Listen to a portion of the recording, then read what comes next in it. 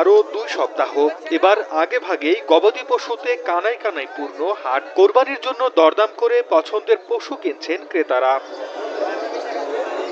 রাজশাহীর ঐতিহ্যবাহী সিটি হাট। এখান থেকে ব্যাপারীরা কোরবানির পশু কিনে নিয়ে যাচ্ছেন ঢাকা, চট্টগ্রাম, সিলেট সহ দেশের বিভিন্ন প্রান্তে। খামারিরা জানান, হাটে এখন কোরবানির পশুর দাম তুলনামূলক কম।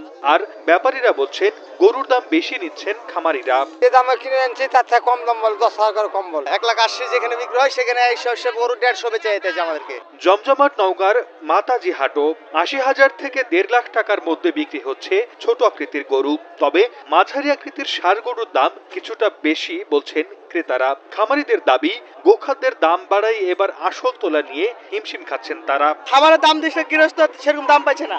মাঝারি গরুটা বেচা কিনা বেশি, কিন্তু বড় গরু কিনার লোক নাই।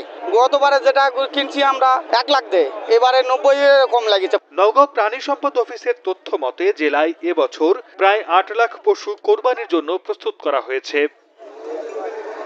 সর্দার মোহাম্মদ আরিফ, সময় সংবাদ।